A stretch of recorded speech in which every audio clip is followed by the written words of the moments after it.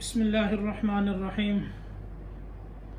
الحمد لله نحمده ونستعينه ونستهديه ونستغفره ونؤمن به ونتوكل عليه ونعوذ بالله من شرور أنفسنا ومن سيئات أعمالنا، من يهده الله فلا مضل له ومن يضلل فلا هادي له، وأشهد أن لا إله إلا الله وأشهد أن سيدنا ونبينا ومولانا محمد صلى الله تعالى عليه وعلى آله وأصحابه أجمعين.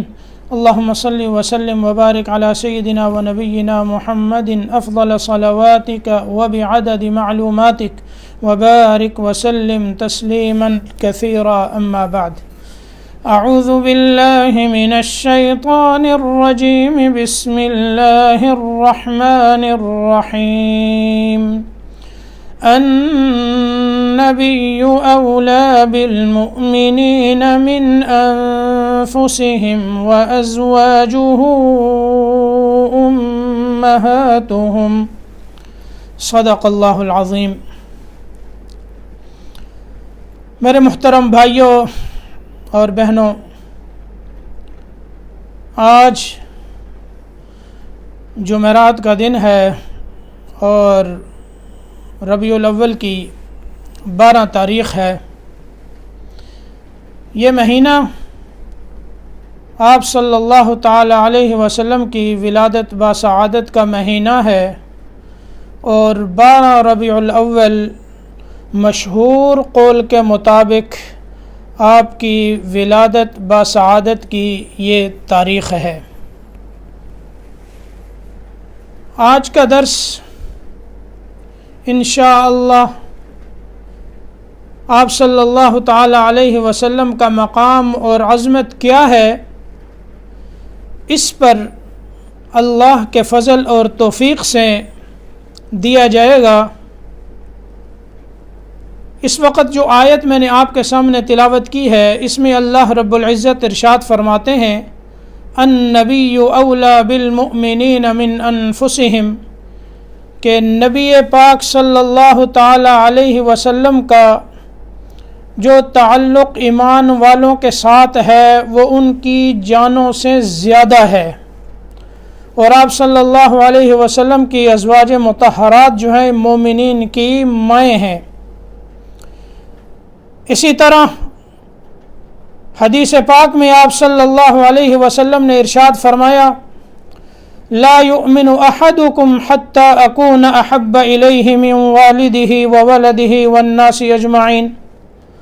تم میں سے کوئی شخص اس وقت تک مومن نہیں ہو سکتا جب تک میں اس کو اس کے والدین سے، اس کی اولاد سے اور تمام لوگوں سے زیادہ محبوب نہ ہو جاؤں.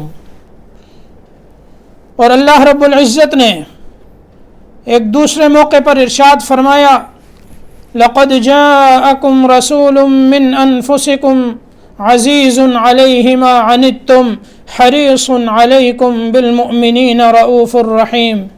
کہ تمہارے پاس اللہ رب العزت کی طرف سے ایک ایسے رسول تشریف لے کے آئے ہیں جو تمہیں میں سے ہیں. عزیز علیہ ما عنتم، تمہاری مضرت اور نقصان کی جو چیزیں ہیں وہ ان پر گراں گزرتی ہیں. حریص علیکم، اور جو تمہیں نفع پہنچتا ہے اس پر انہیں خوشی ہوتی ہے. یعنی تکلیف تمہیں پہنچتی ہے، درد میرے نبی کو ہوتا ہے. آرام، راحت، خوشی تمہیں پہنچتی ہے تو اس پر خوشی میرے نبی کو ہوتی ہے.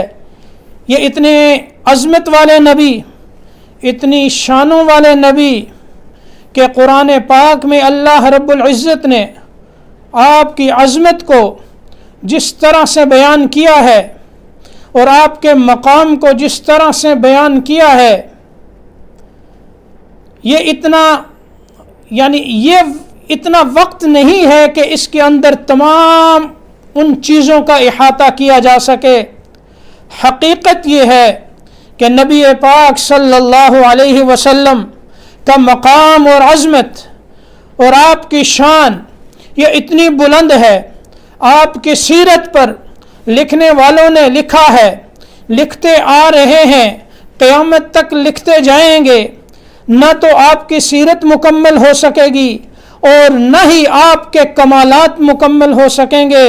لکھنے والوں نے اپنا شوق، یعنی جس طرح سے انہوں نے چاہا انہوں نے اپنے آپ کو اس میں لگایا ہے، لیکن آپ صلی اللہ علیہ وسلم کے نہ تو کمالات کو پوری طرح سے جمع کر سکے، نہ آپ کی عظمت اور شان کو پوری طرح سے بیان کر سکے، کیونکہ آپ کے کمالات لامحدود ہیں، آپ کی عظمت لامحدود، آپ کی شان بہت بلند ہے۔ لکھنے والے لکھتے رہیں، وہ لکھتے ہوئے تھک جائیں گے، اوراق سیاہ ہو جائیں گے، لیکن آپ کے کمالات پورے نہیں ہو سکتے، آپ کی عظمتیں بیان نہیں کی جا سکتی۔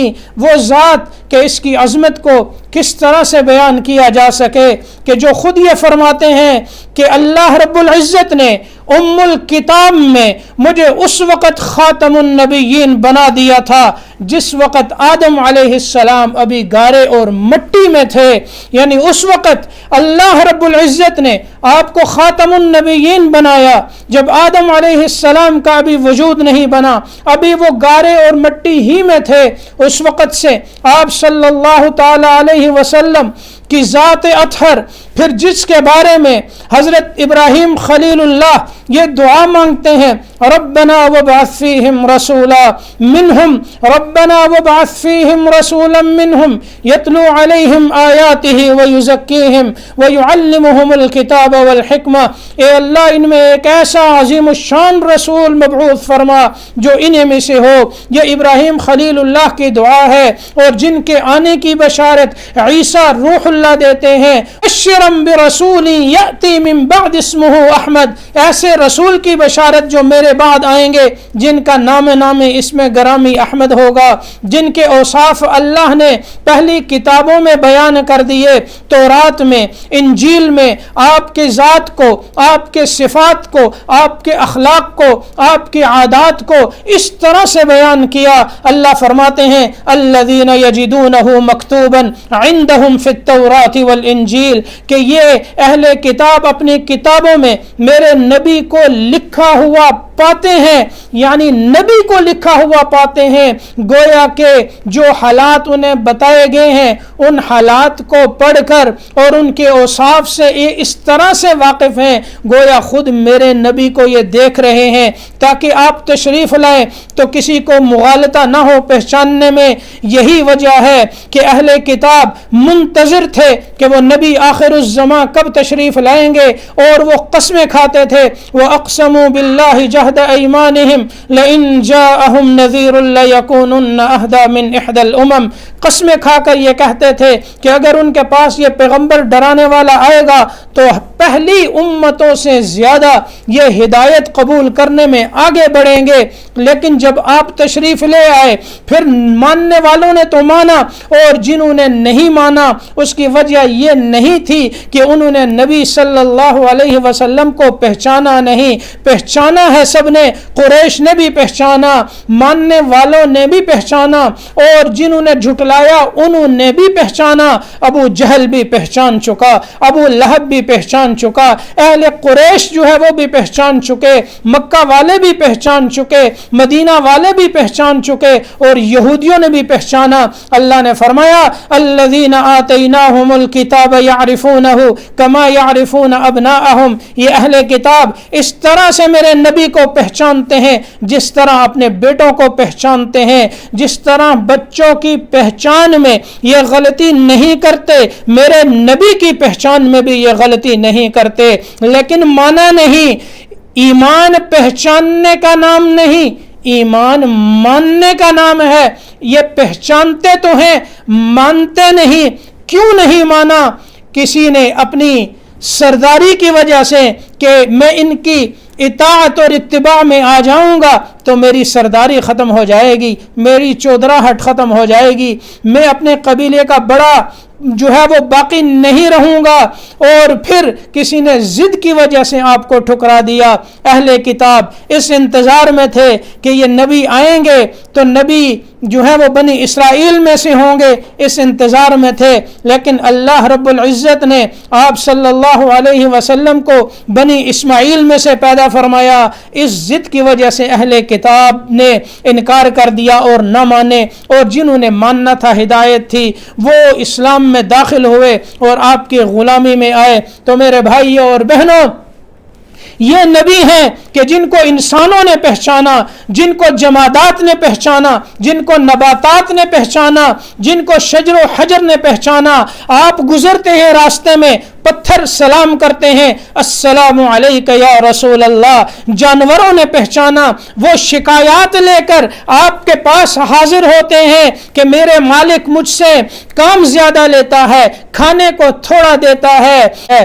جانور بھی آپ کو پہچانتے ہیں، پتھر آپ کو سلام کرتے ہیں۔ آپ ایک صحرا میں ہیں، ایک کھلی جگہ ہے، آپ اپنی حاجت مبارک پورا کرنا چاہتے ہیں، وہاں پردہ نہیں ہے، آپ کے سامنے ایک درخت ہے صحرا میں جو دور ہے، آپ اس کو اشارہ کرتے ہیں، وہ جانور، وہ درخت جو ہے چلتا ہوا آتا ہے اور آپ صلی اللہ علیہ وسلم کے پاس پہنچتا ہے، آپ کے لیے وہ پردے کا سبب بنتا ہے، آپ اپنی حاجت مبارک پوری کرتے ہیں، آپ پھر حکم دیتے ہیں واپس چلا جا، وہ درخت اسی طرح واپس اپنی جگہ پر کھڑا ہو جاتا ہے۔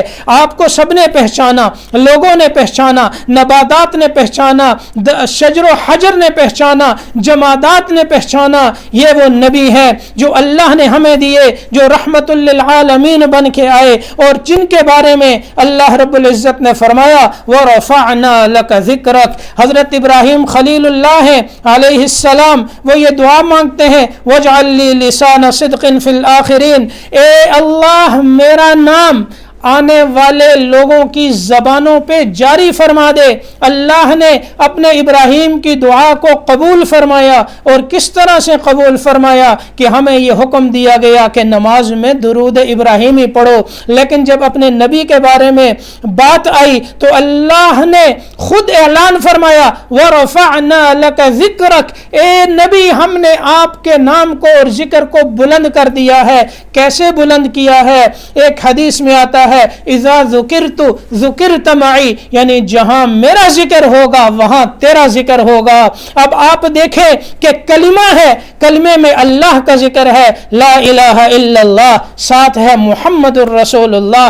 اذان میں مؤذن اشہد ان لا الہ الا اللہ کی صدا لگاتا ہے تو ساتھ اشہد ان محمد الرسول اللہ کہتا ہے۔ اقامت میں اللہ کے نام کے ساتھ رسول اللہ کا نام ہے، قرآن اٹھائیں تو اللہ کے نام کے ساتھ رسول اللہ کا نام ہے۔ چاہے خطیب ہو منبر اور محراب میں ہو، جب وہ خطبہ دیتا ہے اللہ کے نام کے ساتھ رسول اللہ کا نام ہے۔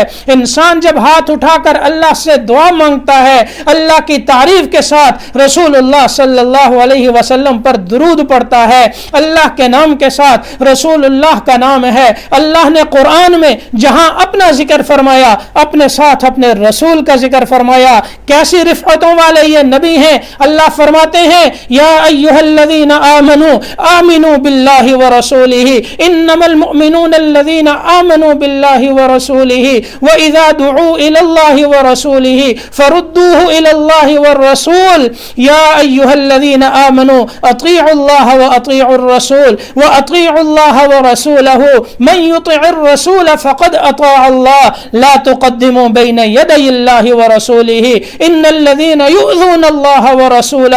یہ اللہ اپنے نام کے ساتھ اپنے رسول کا ذکر فرماتے ہیں وَرَفَعْنَا لَكَ ذِكْرَكَ، اے میرے نبی ہم نے آپ کے نام کو بلند کر دیا ہے۔ جہاں میرا نام بلند ہوگا میرے نبی وہاں تیرا نام بھی بلند ہوگا، تو پیچھے نہیں رہ سکتا۔ اللہ نے ایسی عظمتیں دی، ایسا مقام دیا، پھر اللہ اپنے نبی کے بارے میں تکلیف کو برداشت نہیں کر سکتے۔ اللہ کی شان میں اگر گستاخی ہو جائے اللہ اس بے ادبی اور گستاخی کو تو برداشت کر لیتے ہیں۔ وَلَا تَسُبُّوا الَّذِينَ يَدْعُونَ مِن دُونِ اللَّهِ فَيَسُبُّوا اللَّهَ عَدْوًا بِغَيْرِ عِلْمٍ۔ اللہ نے فرمایا کہ انہیں برا بھلا نہ کہو، یہ اپنی نااہلی اور ناعلمی کی وجہ سے اللہ کی شان میں گستاخی کر بیٹھیں گے۔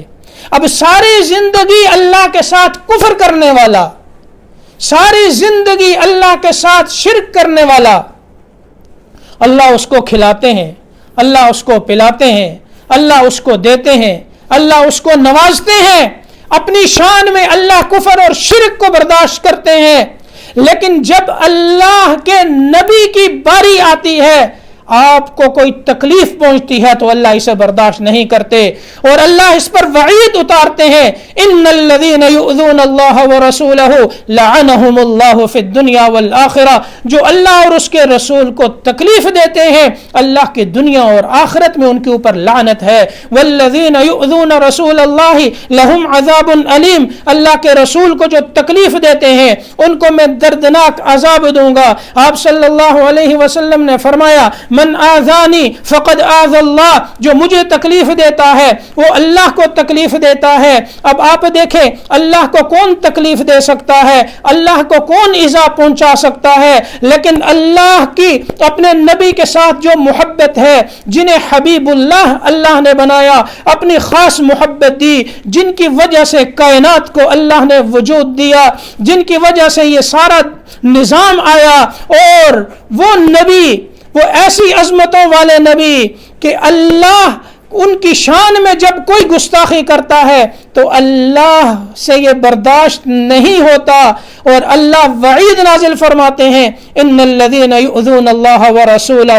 اب اللہ کو تکلیف کوئی نہیں دے سکتا، لیکن نبی پاک صلی اللہ علیہ وسلم کو جو تکلیف دے گا اس سے اللہ کو تکلیف ہوگی۔ یہ اللہ کی محبت ہے اپنے پیارے نبی صلی اللہ علیہ وسلم کے ساتھ، یہ اللہ کے ہاں آپ کا مقام ہے، آپ کی عظمت ہے، آپ کی رفعت شان ہے، جس پر اللہ نے یہ وعید نازل فرمائی۔ حضرت زینب بنت جحش رضی اللہ تعالی عنہ سے جب آپ کا عقد مبارک ہوا، ولیمے میں آپ نے بڑا اچھا اہتمام فرمایا، اس میں بکری ذبح کی، گوشت اور روٹی تیار ہوئی اور اہل مدینہ میں دعوت کی گئی۔ اب صحابہ کرام وہ آپ صلی اللہ علیہ وسلم کے گھر میں آ گئے اور پھر کھانا کھایا، کھانا کھانے کے بعد وہاں بیٹھے رہے، باتیں کرتے رہے۔ آپ صلی اللہ علیہ وسلم کو کام تھا، مصروفیات تھیں، اور آپ یہ چاہتے تھے کہ اب یہ چلے جائیں، لیکن وہ نہیں گئے۔ اس سے آپ صلی اللہ علیہ وسلم کو تکلیف ہوئی۔ آپ وہاں سے اٹھے اور اٹھ کر باہر تشریف لے گئے، اور اس کے بعد پھر دوبارہ واپس تشریف لائے تو ان کو بیٹھے ہوئے دیکھا، کچھ تو چلے گئے تھے اور کچھ بیٹھے ہوئے تھے۔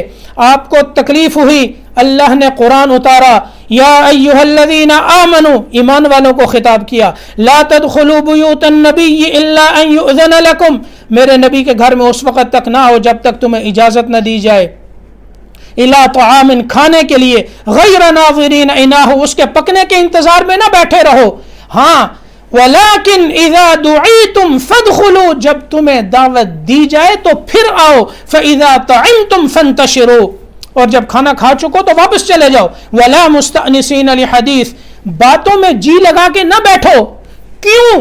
ان ذالکم کان یؤذی النبی فیستحیی منکم، اس سے میرے نبی کو تکلیف ہوتی ہے اور وہ تم سے شرماتے ہیں کہ گھر میں آئے ہوئے مہمان ہیں، انہیں میں کیسے ادب سکھاؤں؟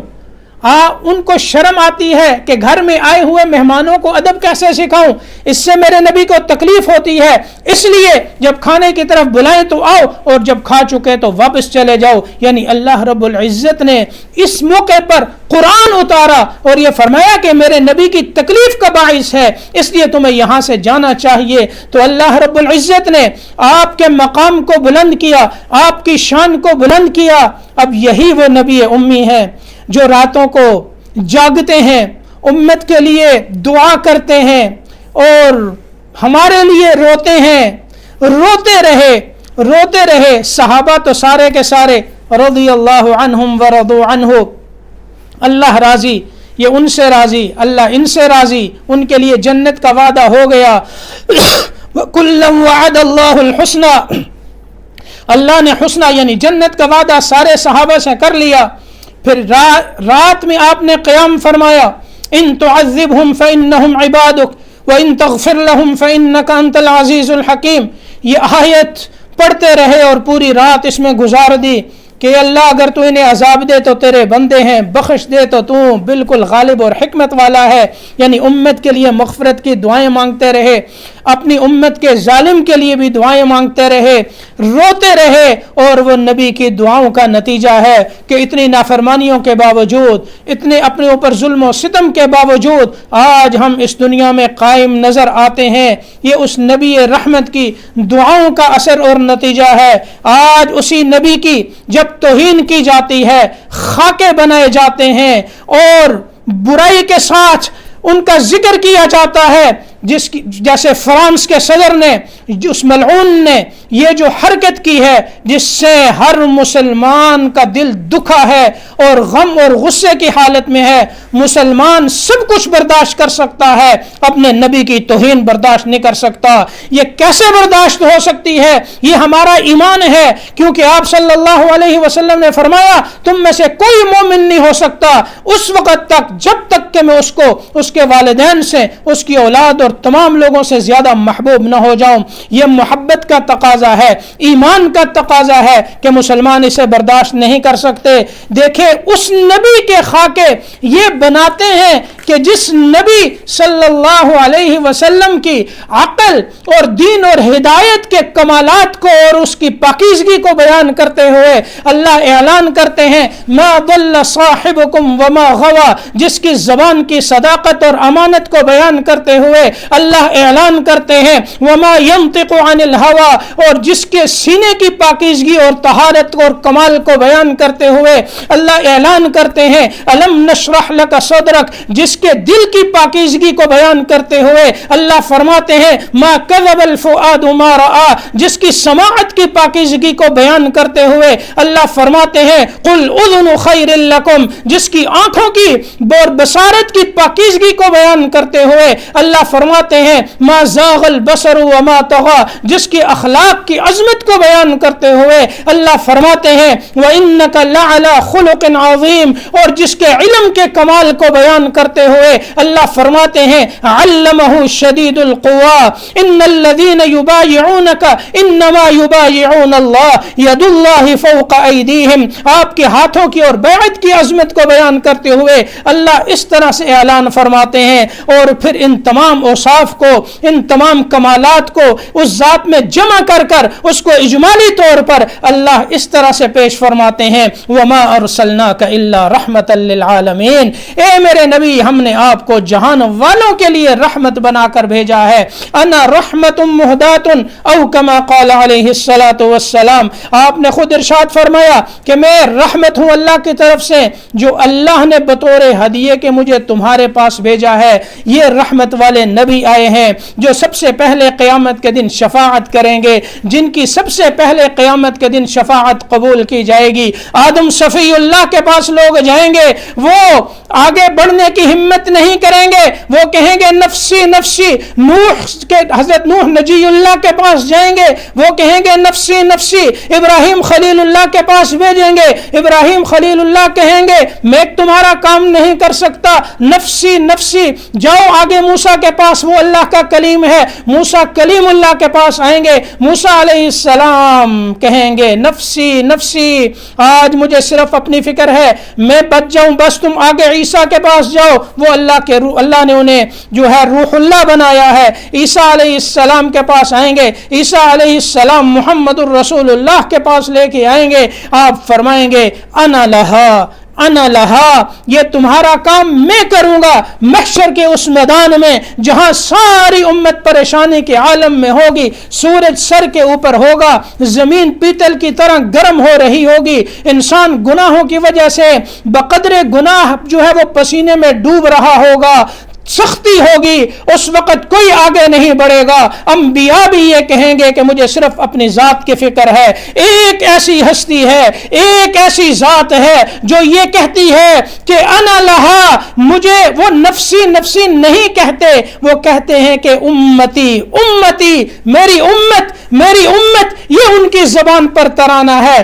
آگے بڑھیں گے، اللہ سے اجازت لیں گے، سجدہ فرمائیں گے، اور اس وقت آپ نے فرمایا اللہ ایسی تعریفیں مجھ پر القاء فرمائے گا، میں نہیں جانتا کیا تعریفیں ہوں گی۔ اس وقت میں یہ تعریف اللہ کی کروں گا اور دعا مانگوں گا، اور پھر آپ فرمائیں گے، اللہ کی طرف سے حکم ہوگا کہ سر مبارک اٹھائیے، آپ سوال کیجئے، دیا جائے گا، بات کیجئے، سنی جائے گی، شفاعت کیجئے، قبول کی جائے گی، اور اس وقت آپ یہ شفاعت کریں گے جس کو شفاعت کبریٰ کہا جاتا ہے کہ یا اللہ حساب شروع کیا جائے۔ یہ ایک ایسی عظیم ہستی ہے جو عرش کی دائیں جانب ہوگی، فرشتے آ کر انہیں گھیر لیں گے، جنت کا لباس انہیں پہنا دیا جائے گا، یہ مقام محمود ہوگا جو سب سے پہلے، جن کی امت سب سے پہلے جنت میں جائے گی، جن کے لیے سب سے پہلے جنت کا دروازہ کھولا جائے گا۔ کوئی جنت میں نہیں جا سکے گا جب تک آپ جنت میں نہ جائیں اور آپ کی امت نہ جائے۔ ایسی عظمتوں والا نبی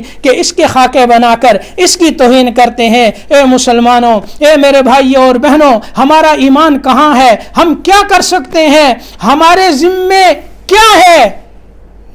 کیا ذمہ داریاں ہیں کہ ہم اس نبی صلی اللہ علیہ وسلم کے لائے ہوئے دین کو اختیار کریں؟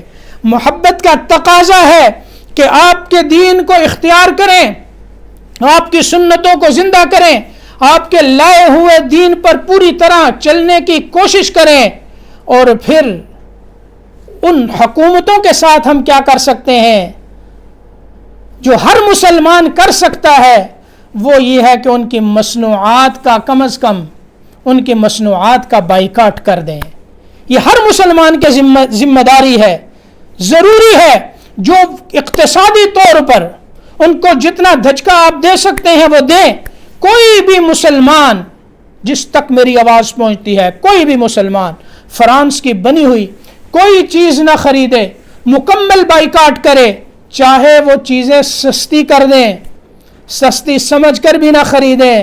یہاں مہنگا ہونا یا سستا ہونا یہ بات نہیں، یہاں بات نبی پاک صلی اللہ علیہ وسلم کی عظمت اور آپ کی محبت کی ہے۔ اس لیے سب سے پہلے تو تمام مسلمان اس کا عہد کریں کہ فرانس کی بنی ہوئی کوئی چیز ہم نہیں خریدیں گے، مکمل بائیکاٹ۔ میں سلام پیش کرتا ہوں سب سے پہلے کویت اور اہل کویت، اس کی قیادت کو کہ انہوں نے جمعیات کے اندر سے فرانس کی تمام چیزوں کو نکال دیا۔ جب جمعیات میں چیزیں ہی نہیں ہوں گی تو خریدی کہاں سے جائیں گی؟ اسی طرح مسلمان ممالک کو، حکمران کو چاہیے کہ وہ سفارتی تعلقات ختم کریں، اپنے سفراء کو بلائیں اور پھر ان کے سفراء کو واپس کر دیں۔ یہ تعلقات یعنی ان سے بالکل قطع تعلقات کر دیں، کیونکہ یہاں بات نبی پاک صلی اللہ علیہ وسلم کی، آپ کی محبت کی اور ایمان کی آتی ہے، اور ایمان پر اور آپ کی محبت پر سودا نہیں ہو سکتا۔ تو آج کا یہ دن جو ہے 12 ربیع الاول، ہمیشہ اس آپ صلی اللہ علیہ وسلم کی ولادت با سعادت کا تذکرہ کیا جاتا ہے، لیکن آج موضوع ایسا تھا کہ مسلمانوں کے دل جو ہے وہ دکھے ہوئے ہیں اور مسلمان غم اور غصے کی حالت میں ہیں۔ اس لیے ضروری تھا کہ آپ کی عظمت اور شان کے اوپر کچھ بات کی جائے، اور جو ہم نے کہا آپ صلی اللہ علیہ وسلم کی آپ کا مقام اور عظمت اس سے بہت بلند ہے، یہ تو ایک قطرہ بھی نہیں ہے۔ ہم یہ دعا کرتے ہیں کہ اللہ پاک ہمیں نبی پاک صلی اللہ علیہ وسلم کی محبت، آپ کی اطاعت اور آپ کا اتباع نصیب فرمائیں، اور آپ کے لائے ہوئے دین پر ہم سب کو چلا دیں۔ ہماری زندگیاں اور ہماری خواہشات، ہمارا اٹھنا بیٹھنا، سونا جاگنا، قیام قعود، سب شریعت کے مطابق اللہ پاک بنا دیں، اور اللہ ہمیں ایمان کامل عطا فرمائیں۔ ہم نبی پاک صلی اللہ علیہ وسلم کے دین کا بھی دفاع کریں، آپ کی ذات کا بھی دفاع کریں، اور آپ کے لائے ہوئے دین کو عملی طور پر ہم اختیار کر صحیح معنوں میں مسلمان بن سکیں۔ وآخر دعوانا ان الحمد للہ رب العالمین۔